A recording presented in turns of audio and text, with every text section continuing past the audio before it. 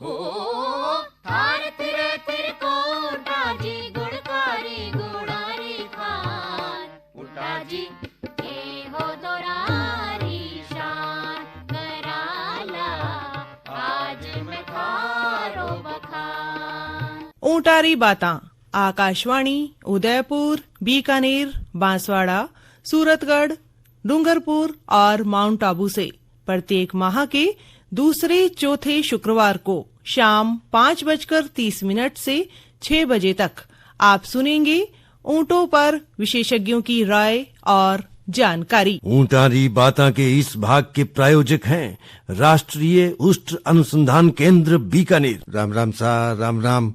ऊंटारी बातारा सगळा श्रोतावांना मारी ओर से घना घना राम राम सा। मैं हूँ भोलू भाई और भोलू भाई आप वास्ते ले रहा है बहुत ही महत्वपूर्ण जानकारियां जिकी ऊंट पालक बहन भाइयों वास्ते ई वास्ते महत्वपूर्ण हुए के बे हमारी जिंदगी से जुड़ी जुड़ी जानकारियां हुए। जी हाँ, आज रे प्रोग्राम में आप बात कर सा ऊंटारा जी का नवजात बच्चा है यानी टोरडिया है, बारी बीमारियां के है, बारा इलाज के है, ध्यान रखने जो बात के है, सगली बात आप कर सा। डॉक्टर शिरीष नाथ नवरे आयडा है, वरिष्ठ वैज्ञानिक पैथोलॉजी आपने उष्ट अनुसंधान केंद्र बीकानेर में आप मौजूद है और पशुपालक बहन भाइयारी घनी आप सेवा करो। डॉक्टर साहब स्टूडियो में आपका स्वागत है। धन्यवाद। और तगड़ा हो? बस ठीक है। कोरोना किया बचड़ा हो? ठीक ठाक एकदम सब ठीक है। के सावधानी रखो डॉक्टर साहब? देखिए, कोरोना से बचाव के लिए तो हम सभी को सावधानियां रखना बहुत आवश्यक है। जैसे मास्क पहनना हो गया, सोशल डिस्टेंसिंग, भीड़ भाड़ वाले स्थानों में नहीं जाना, ये सब चीजें तो हम कर ही रहे हैं। और आगे भी हमें, अभी कोरोना खत्म नहीं हुआ, इसके लिए आगे भी हमें ये सावधानियां बरतना अत्यंत जरूरी है। जरूरी है डॉक्टर साहब, बहुत बहुत जरूरी बात आप बताई। और इन जरूरी बात रे साथ ही अब आप कुछ बात जी की है आज रे टॉपिक पर कर लिया। डॉक्टर साहब, आज रो टॉपिक है बीच जी का ऊंट रहा नवजात जी का बच्चा है, टोरडिया है, बारी बीमारियां के है। तो यहाँ तो घनी बीमारियां हैं, पर खास तौर जी की नया जी का बच्चा पैदा होया ऊंटाना टोरडिया जी का, बारह में के बीमारी हुआ, बारह में थोड़ा सा विस्तार बताओ आप। देखिए, किसी भी पशु फार्म या ऊंट फार्म में नवजात बच्चों की जो बीमारियां होती हैं उनकी देखभाल एक बहुत महत्वपूर्ण आवश्यक गतिविधि होती है। क्योंकि यदि नवजात बच्चों में बीमारियां या मृत्यु दर ज्यादा होंगी तो उसकी वजह से पूरे फार्म की उत्पादकता घटने लगती है।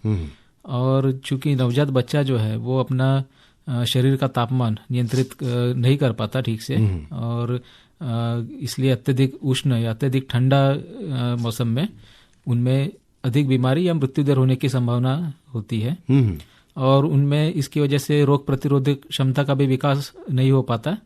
इसलिए इन्हें अत्यधिक गर्मी या अत्यधिक ठंड से बचाना तो जरूरी होता ही है।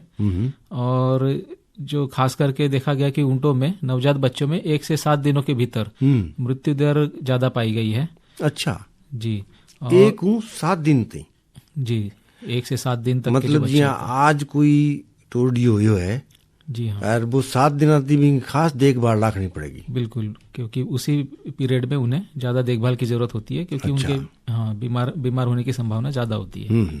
और इनमें खास करके निमोनिया, दस्त, सेप्टिसिमिया या जन्मजात विकृतियां ये प्रमुख रूप से पाई गई है। अच्छा जी, तो डॉक्टर साहब एक बात मालूम बताओ आप, जी निमोनियो है तो निमोनियो तो आदमिया में एक रहे, तो उल्टा में भी निमोनिया हो जाएगी? जी हाँ, बिल्कुल। निमोनिया के लिए काफ़ी सारे जीवाणु जैसे क्लेप्सियला, ब्रुसेला, स्ट्रेप्टोकोकाई, पास्चुरेला, ये सारे जीवाणु और कुछ कुछ विषाणु जैसे para influenza virus, herpes virus, ये प्रमुख रूप से जिम्मेदार होते हैं। और निमोनिया में नवजात बच्चों में श्वास लेने में तकलीफ होती है, कमजोरी होती है, तेज बुखार आता है और वो दूध नहीं पी पाते हैं। अच्छा, तो लक्षण हो गया डॉक्टर साहब, पर कारण क्या है, क्यों निमोनिया हो जाए पशु में? हाँ, जैसे आपको पता है कि कई बार जीवाणु जो है बच्चों में जैसे इम्यूनिटी या रोग प्रतिरोधक क्षमता कमजोर होती है, कम होती है। इसकी वजह से उन्हें जल्द इन्फेक्शन या संक्रमण होने का चांस रहता है। इसलिए इन्हें ये निमोनिया होने की संभावना होती है। तो कोई भी मौसम हो उसके या सर्दी के मौसम में ज्यादा हुए? हाँ बिल्कुल, ये सर्दी के मौसम में ज़्यादा हो सकता है, अच्छा। इसलिए उन्हें मतलब अगर ज़्यादा सर्दी है तो उन्हें उसके ज़्यादा सर्दी से बचाने की आवश्यकता होती है।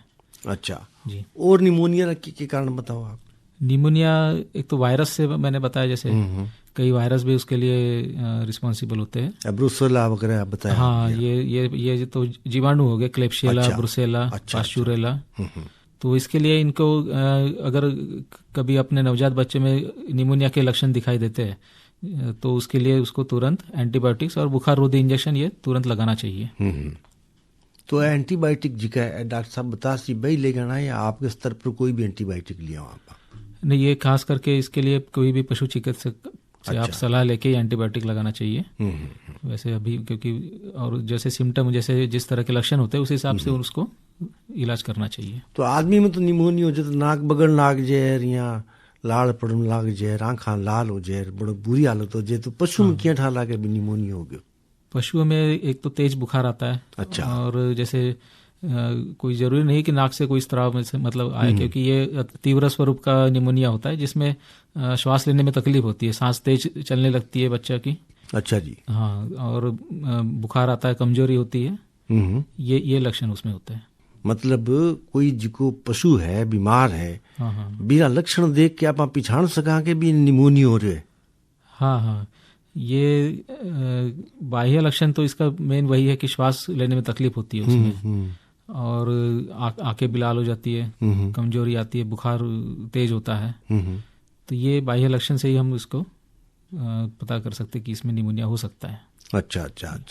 तो डॉक्टर साहब तो निमोनिया का कारण और लक्षण आप बताया जी। अब और किसी बीमारियां हो उसके वह भी बता दो। एक और महत्वपूर्ण बीमारी जैसे नवजात बच्चों में होती है वो है दस्त। अच्छा। ये भी काफी मुख्य रूप से मृत्यु दर के लिए ये होती है, जिम्मेदार होती है। और ये नवजात बच्चों में दस्त या जिसे हम डायरिया कहते हैं, ये मुख्य रूप से जीवाणुओं के संक्रमण जैसे ई कोलाई या साल्मोनेला, और इसके अलावा कभी कभी वायरस जैसे rota virus, bovine viral diarrhoea virus, ये विषाणु इसके लिए जिम्मेदार हो सकते हैं। और दस्त में मिंगनी जो है पशु की वो पतली या पानी जैसे हो जाती है, और कभी कभी इसमें खून भी आ जाता है। अच्छा, मियाँ तो मिंगनी दे ऊँट। हाँ जी। पर दस्तरी पोजीशन में के बिल्कुल पतली हो जैसी पतली हो जाएंगी और पानी जैसी हो जाएंगी, पानी भर हो जाएगी। बिल्कुल। अच्छा। तो और इसकी वजह से क्या है कि नवजात बच्चे के शरीर में पानी की कमी हो जाती है। अच्छा। जिसे हम कहते हैं कि डिहाइड्रेशन हो गया। तो इसलिए इनको तुरंत इलाज करना जरूरी होता है।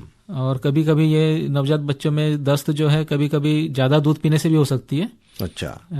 और जिसमें ज्यादा खतरा नहीं होता, लेकिन यदि संक्रमण से अगर दस्त होती है तो संक्रमण या इन्फेक्शन से, तो इससे उसकी हालत ज्यादा खराब होती है और उसकी मृत्यु भी हो सकती है। डॉक्टर साहब, आप वायरस की बात करी तो जिको वायरस है वो कठू आ जाए, पशु ने किया पकड़ ले है, इनके समझाओ कहानी की है। देखिए, वायरस तो हमारे वैसे तो वातावरण में होते ही है, लेकिन जनरली क्या होता है कि जब इम्यूनिटी, हमारी रोग प्रतिरोधक क्षमता जब कमजोर होती है तभी ये वायरस अटैक करता है, तभी इनका संक्रमण का खतरा रहता है। अच्छा। तो नवजात बच्चों में वैसे भी रोग प्रतिरोधक क्षमता कम होती है, और कोई और अन्य जैसे बीमारी होगी तो उसमें ये वायरस ज्यादा संक्रमण पैदा करते हैं। तो ऐसे का दस्त लगे इनमें मतलब आदमी ने आपा लगन जी के दस्त लगे जी, बीमारी में कोई फर्क है? फर्क तो ज्यादा नहीं, क्योंकि इस जैसे आदमी में भी ई कोलाई ये तो रिस्पॉन्सिबल होता है कि दस्त करने के लिए, वैसे ही पशु में भी ये रिस्पॉन्सिबल होता है। और इसका कारण मुख्य रूप से ये भी होता है कि कई बार जैसे बाड़ों में सफाई का ध्यान नहीं रखा जाता, जो पशुओं की मिंगनिया जो है काफी समय से बाड़े में रहती है, और अगर वो चारे के साथ में अगर ऊंट के पेट में चला जाए तो ये संक्रमण का कारण होता है। और इसलिए बीमार जानवर को कभी भी गंदे स्थान पर नहीं रखना चाहिए। और कई बार ये होता है कि उसकी माँ का दूध जो है वो भी संक्रमित हो सकता है अगर उसके थनों में अगर यदि संक्रमण है तो। तो ऐसी स्थिति में उसके माँ के भी दूध की जांच या थनों ये भी चेक कर लेना चाहिए कि उसके कहीं थनों में कोई संक्रमण तो नहीं है। अच्छा डॉक्टर साहब, दस्त रिज की बीमारी है, या और के लक्षण अपन दिखाई दे? मतलब एक तो ठीक है पेट चाल गयो और मतलब जिको है संक्रमण हो गयो, थोड़ा सा उठा लाग गयो, लेकिन कोई पेट फूल लेंगी या कोई और भी सागे बीमारियां हुए कि में? नहीं, इसमें खास करके यही देखा गया कि दस्त में बस एक तो मिंगनी जो है पतली या पानी जैसी हो जाएंगी, और कभी कभी इसमें खून भी आ जाता है, और डिहाइड्रेशन की वजह से नवजात बच्चे में कमजोरी आ जाती है, और इसके लिए इसको हम तुरंत उसको एंटीबायोटिक इंजेक्शन या दस्त रोधी दवाइयाँ और ग्लूकोज सलाइन ये देना जरूरी होता है।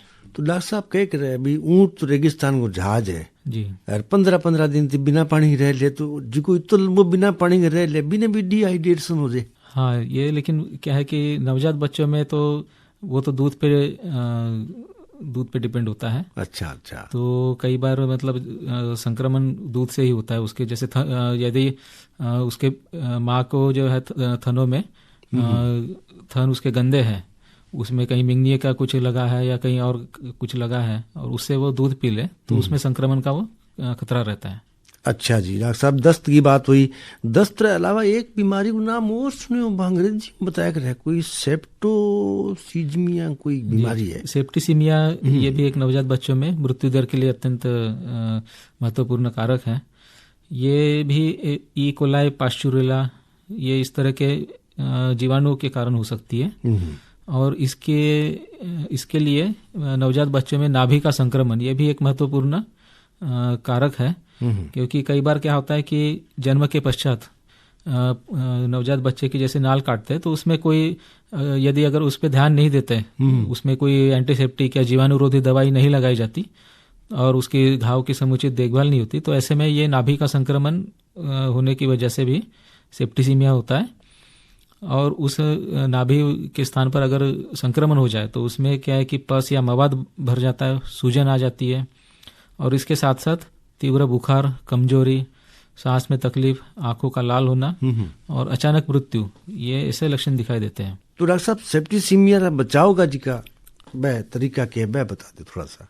जी, सेप्टिसीमिया से बचाव के लिए नवजात बच्चे के जन्म के तुरंत बाद जैसे हम नाल काटते हैं तो वहां पर तुरंत एंटीसेप्टिक या जीवाणुरोधी दवाइयाँ लगानी चाहिए, जैसे टिंचर आयोडीन हो गया या कोई एंटीसेप्टिक मलहम हो गया, ये लगाना चाहिए, और उसके घाव की वो समुचित देखभाल करनी चाहिए कि और उसको ताकि वो घाव जो है संक्रमण का कारण ना बने। तो डॉक्टर साहब नाल जी काटा आपा भी खास तरीकों भी होएगे। जी हाँ, उसके लिए भी एक तरीका होता है कि उसमें जो जहाँ से नाल काटते हैं वहाँ पे दोनों तरफ हम एक वो फोरसेप या चिमटी जैसे लगा लेते हैं, ताकि उसमें जो खून का स्राव वो बंद हो जाए। अच्छा। उसके बाद में काटने के बाद में उसको हम दवाइयाँ लगाते हैं, टिंचर आयोडीन जैसे लगाने से उससे रक्तस्राव उसका बंद हो जाता है। तो अगर आप मतलब ख्याल रख सकें तो सेप्टिसीमिया जी के बाद कौन हुआ आपने। जी जी बिल्कुल। अच्छा, बहुत बढ़िया बात है। तो डॉक्टर साहब और भी बात आप कर सकते, पर अब बार तो एक गीत सुन लिया। जी हाँ जी।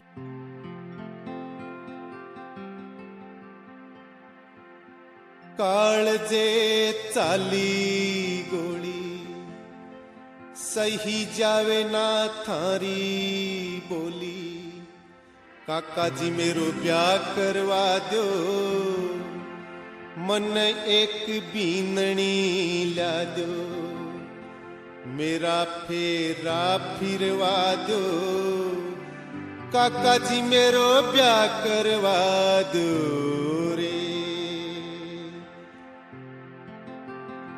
काका जी एक बींदनी रो सवाल है, ब्याह करवा दो, ब्याह करवा दो, ब्याह करवा दो, ब्याह करवा दो, दूर का काका मेरो ब्याह करवा दो, मन एक बींदनी ला दो, मेरा फेरा फिरवा दो रे, अरे मेरो ब्याह करवा दो, काका जी मेरो ब्याह करवा दो, काका जी मेरो ब्याह करवा दो रे, मन एक बींदनी ला दो, मेरा फेरा फिरवा दो रे, ब्याह करवा दो, ब्याह करवा दो, दुर्गा काका मेरो ब्याह करवा दो, मन एक बींदनी ला दो, मेरा फेरा फिरवा दो रे, मेरा थे ब्याह करवा दो, काका जी मेरो ब्याह करवा दो, काका जी मेरो ब्याह करवा दो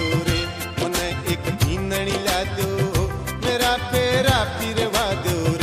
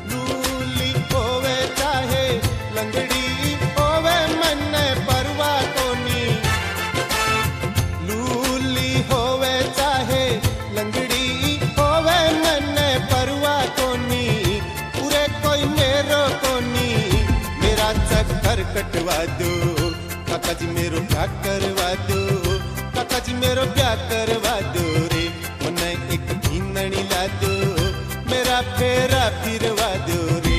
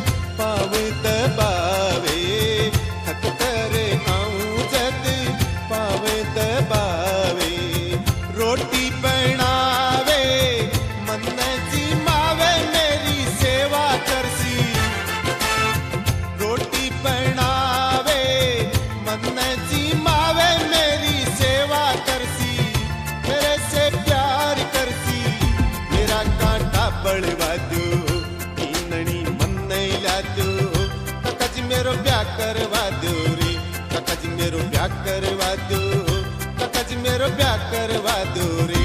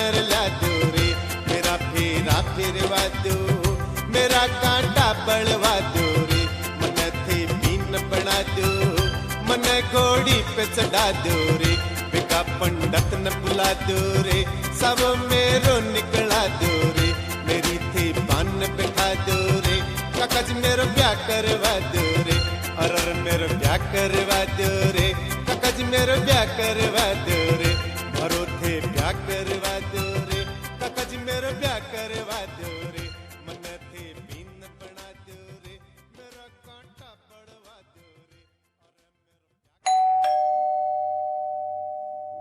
मैं किशन भाई से यही आग्रह करूंगा, अभी राजस्थान सरकार ने जो ज्यादा से ज्यादा पैदा करता है, ऊंट से बच्चा पैदा करता है, उनको 3 फेज में 3000, 3000 और 4000 करके 3 फेज में पैसा देता है।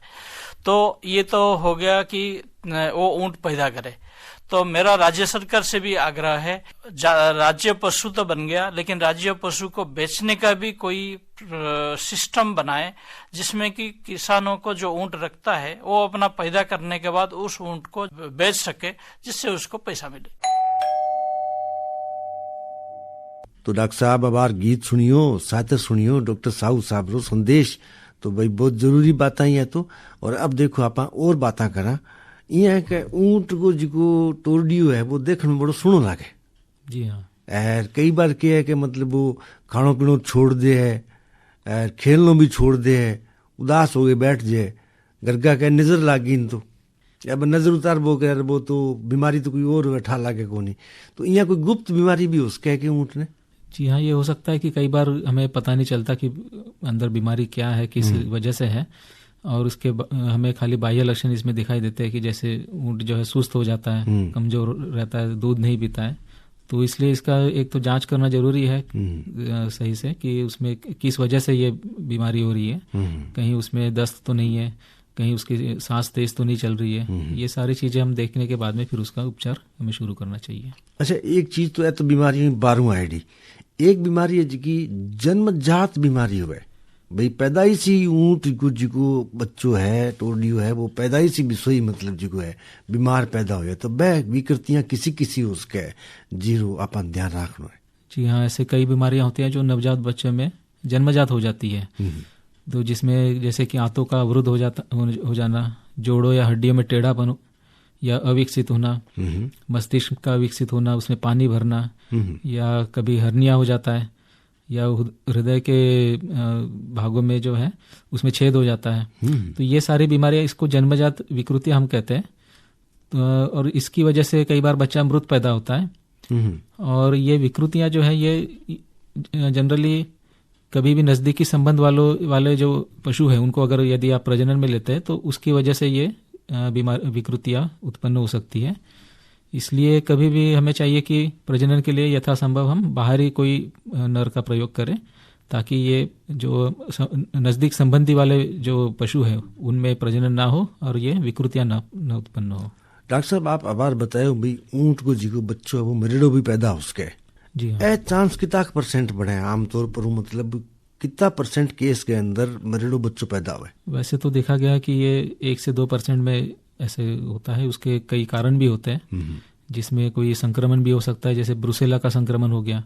ये सबसे महत्वपूर्ण एक कारण है कि जिसमें मरा हुआ बच्चा पैदा होता है। तो अच्छा, तो एक तो यहाँ कि भी ठीक है मरेड़ो बच्चों पैदा हो गयो, एक कोई सांड इसी है जी बार बार मरेड़ो बच्चों देने लग गया भारत को, तो भी सांड रे पेट में कोई गर्भाशय में कोई खराबी है भी क्या ठा लगावा? हाँ, ये चीज हो सकती है कि उसके हो सकता है कि वो सांड जो है वो उसमें कोई संक्रमण हो, जैसे ब्रुसेला का, जैसे मैंने जिक्र किया। ब्रुसेला एक बहुत महत्वपूर्ण बीमारी है, क्योंकि इसमें जिस पशु में ये बीमारी हो जाती है वह बार बार उसमें गर्भपात होता है। अच्छा। बार बार मरा हुआ बच्चा पैदा होता है, तो पशुपालक को चाहिए कि उसकी जांच करा ले कि उसमें कहीं ब्रुसेला संक्रमण तो नहीं है, और ऐसे पशु को वो प्रजनन में उपयोग न करें। तो इनकी ब्रुसेला की जांच क्यों डॉक्टर साहब? ब्रुसेला की जांच के लिए उसका एक खून का सैंपल लिया जाता है, वो और काफी आसान सी जांच है। अच्छा। और वो खून के सैंपल में से उसकी तुरंत जांच हो जाती है, उसमें ज्यादा देर नहीं लगती। और सभी पशु डिस्पेंसरी में ये जांच उपलब्ध होती है, वो करा लेनी चाहिए। तो आपने जन्मजात विकृतियां न हुए जी, आपना जिका ऊँट का जिका बच्चा है वह स्वस्थ रहे, बांगो अच्छो प्रोडक्ट मूल्य मिला आगे आपने खूब दूध रो कारोबार बढ़े, ए सगली बात है। ई वास्ते के चीज अपन ध्यान में रखनी पड़े भाई, जिको गर्भ का लो टाइम है भी मैं किसी बातों पर ध्यान रखा कि जिका टोरडिया है जिका बच्चा है वह स्वस्थ पैदा हुआ। जी, इसके लिए तो जैसे जो गर्भाधान पशु है उनमें या तो ध्यान रखना चाहिए कि उनको पोषण सही मिले, उनमें कभी भी चारा का कमी ना होने दे, उनमें खनिज मात्रा जैसे हो गया वो सब पर्याप्त मात्रा में उपलब्ध हो, कि उसकी वजह से जो है नवजात बच्चे का जो पेट में जो नवजात बच्चा है उसका विकास भी सही तरीके से हो, और उसे जो उठनी है उसका दूध भी मतलब अच्छा हो, और अगर यदि वो दूध पीता है तो उसे पर्याप्त पोषण मिलता है, और इसकी वजह से उसे बीमारियों से लड़ने की क्षमता भी विकसित होती है। तो आमतौर पर आप कितना % जिको है बचाव कर सका जन्मजात बीमारियां से बचाव? जन्मजात बीमारियों से बचाव के लिए तो उसके लिए वही है कि आप उसका कोई खास कारण तो नहीं है, लेकिन जेनेटिक कारण जैसे मैंने बताया कि उसकी वजह से ये हो सकती है कि जैसे प्रजनन के लिए अगर निकट संबंधी कोई पशु का उपयोग किया जाता है तो उसकी वजह से ये जन्मजात विकृतियां होने की संभावना ज्यादा होती है। अच्छा। तो डॉक्टर साहब, जन्मजात विकृतियां के बारे में और भी कोई खास बात आप बतानी चाहो? नहीं, उसके लिए कोई खास तो कोई कारण नहीं है। ये जेनेटिक या जनुकीय जो कहते हैं वही एक उसके लिए रिस्पॉन्सिबल है। अच्छा, तो जियां जन्मजात विकृतियां से बचाव खातर आप अगर देखा तो जियां गर्भाधान कराना जी संस्कार है जिको ब्रीड लेनो आपने वो बी टाइम जिको आप कोई ध्यान रख सका के? हाँ, ये हम कर सकते हैं कि उन्नत नस्ल के जो ब्रीड जो लेते हैं, जैसे किसी पशु का अगर हमें पता है कि उसके माँ बाप उसके कौन है, उसका मतलब कभी कोई इतिहास नहीं रहा हो कि किसी बीमारी का या कोई जन्मजात विकृति का किसी का कोई इतिहास नहीं हो, तो उसको अगर यदि हम प्रजनन में यूज करेंगे, उपयोग करेंगे, तो उसमें ये चांस कम होता है। कम हो जी। तो डॉक्टर साहब ए तो बातें हुई जन्मजात विकृतियां के बारे में।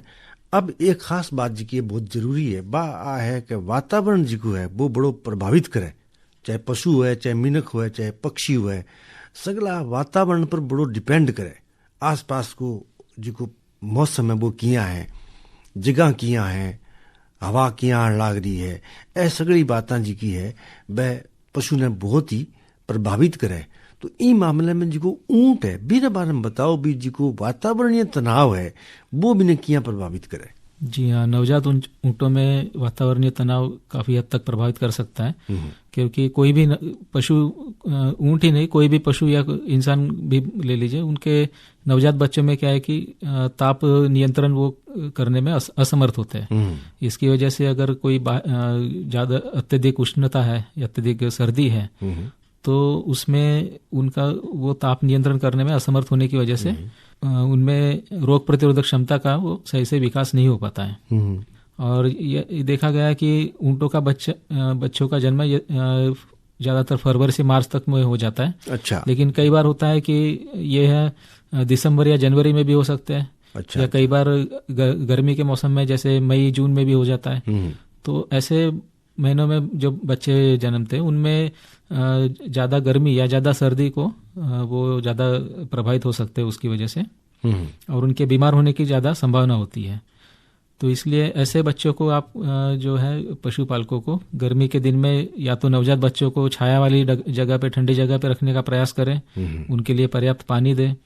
और अत्यधिक ठंड के महीने में यदि बच्चों का जन्म होता है तो उन्हें जन्म के बाद तुरंत सूखे कपड़े से पोंछ ले और उन्हें ठंड से बचाव के लिए ऐसे बाड़े में रखे जहाँ पे सीधी ठंडी हवा नहीं आती। तो ये सारे चीजों से उनको हम बचा सकते हैं। डॉक्टर साहब, आप स्टूडियो में आया और किसान भाइयों ने, ऊंट पालक बहन भाइयों ने इतनी महत्वपूर्ण जानकारी आप दी, इस वास्ते आपने बहुत बहुत धन्यवाद। अब बार तो चला फिर मिलांगा। राम राम सा, राम राम। राम राम। हाँ, तो ऊंट पालक बहन भाइयों वो प्रोग्राम ऊंटारी बाता, इन प्रोग्राम रा संयोजक जेपी मीणा, प्रस्तुत करता मीनाक्षी मलिक। तो हमार बूढ़ू भाई ने सीख दिलाओ, फिर मिलांगा। राम राम सा, राम राम।